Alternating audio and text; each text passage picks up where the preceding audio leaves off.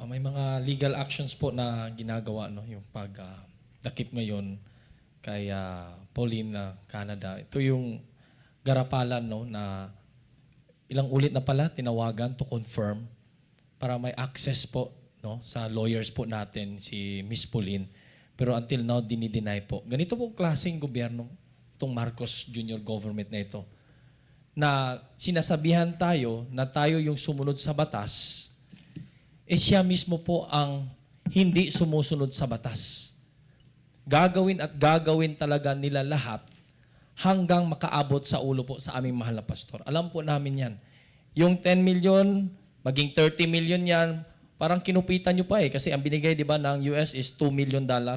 Parang naibigay na ata. Kaya the way you answer yung simple question, parang kinakabahan ka na nagagalit ka, na nagigilaiti yung bibig po ninyo. Kasi nga, napipressure po kayo. Parang ganun na nga. Baka iba yun. Yung iwi, iba yun. Yun nga eh. Kaya hindi ko lubos maisip na every time tanungin po kayo ng mga mahalagang issue, kagaya po nito, kami po dito sa KOJC, mga mamayan po kami ng bansang Pilipinas, every time na tanungin po kayo in these issues, itikong bibig, at ngayon lang po kayo nagsalita, hindi pa po swak. Iba talagang takbo ng isipan sa lumalabas po ng bibig. Wala pong ka-logic-logic. And in this case po, na kami na po mismo naghahanap ng paraan para lang po makontak namin, masiguro namin kung saan na po si Miss Pauline Canada, wala po kaming natanggap po mula po sa inyo.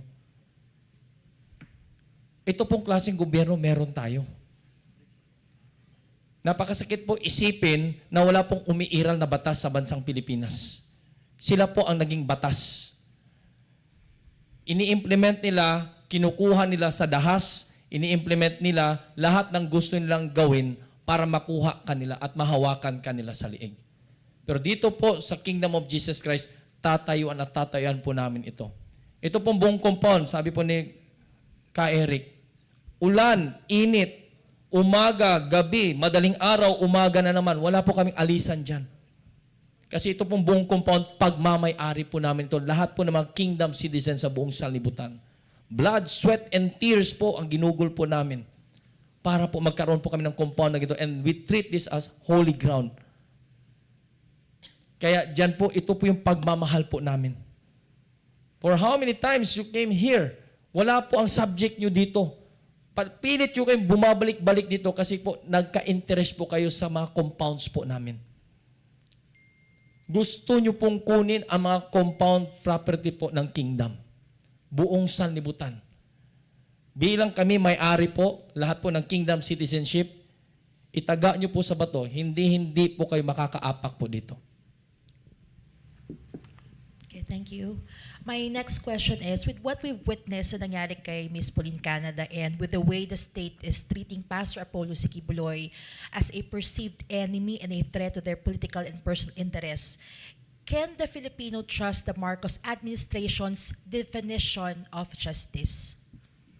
Absolutely not. Now, Pauline Canada is so lucky that she is with SMNI and that KOJC is here and that there's a media group and that she has a lawyer. But a farmer na nasa hinterlands, na nasa bundok, na pwede lang i-pick up dyan, ginawa nga nila dito di ba? Ginagawa nga nila kay Pastor, ginawa nga nila sa amin ni Eric. Nobody is safe right now under this president. That's as clear as we can get about what we're seeing right now. Napakaliwanag. Ito yung kung bakit tayo nagsasalita dito. Hindi tayo nagsasalita dahil lang para kay Pastor. None of this is just about us. This is about our country now. And it's about our children at yung salinlahing Pilipino. Pag hindi tayo lumaban dito at pag hindi tayo nagsalita dito sa abusadong ito, sa mga abusadong ito, lahat tayo, nobody is safe here now. No. Thank you, Dr. Lorraine. Attorney Pastor, would you like to add? Actually, talagang perversion of justice na ang nangyayari. Iwanan muna natin yung kay Miss Canada. Yun lamang usapin ng prangkisa ng SMNI. they keep repeating ang administrasyon na to, paulit-ulit na sinasabing, kanselado ang prangkisa ng SMNI. Hindi po kanselado ang prangkisa. Ang prangkisa po ay existing dahil may batas. Laws are only repealed by subsequent laws na inconsistent. Is there a law repealing the franchise of SMNI? There is none at the moment.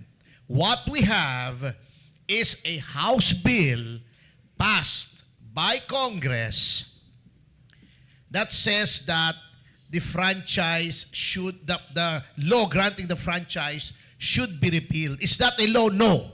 It is a House bill. Why? Because under our bicameral system of government, in order for that to become law, there are two other steps.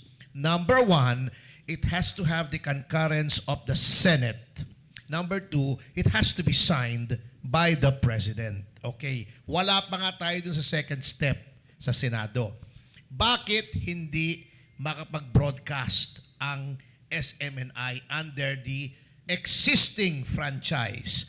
Dahil yung National Telecommunications Commission, an agency under the executive branch, meaning under the command and control of the President of the Republic, has imposed an indefinite suspension. This is illegal.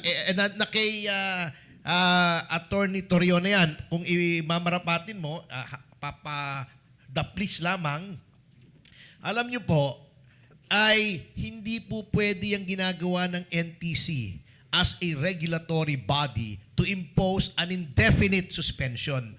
Because if they do that, then they are trenching upon the prerogative of Congress to make laws. May batas by the simple expedient of the Commission under the Executive granting an indefinite suspension ay parang in-invalidate mo ang batas. This is an impermissible violation of the separation of powers whereby the operation of a law is left to the sole will of an executive agency. Ano yan? Undue delegation yan ng legislative powers. Pero ginagawa yan when the NTC should just be regulating. It cannot suspend the implementation of a law sapagkat nga ito ay nasa ilalim ng executive. So, dyan pa lang makikita nyo na na hindi na ginagalang ng executive ang batas. Ngunit dahil kontrolado nila ang at least yung pati ng House of the Senate ngayon, walang umaalma. Dapat mainsulto ang mga legislators. Sabihin nila, okay, kahit congressman, dapat mainsulto. Sabihin nila, bumoto nga kami to cancel pero hindi pa naman batas. There's still a law. That law should be implemented pero hindi po ginagawa. Paano gagawin natin ngayon? Akong ang batas ay ginagamitan ng naked power ng executive. So, paano tayo magtitiwala sa justice system? Paano mo sasabihin humarap ka sa batas when the law has been perverted and distorted? Salamat po.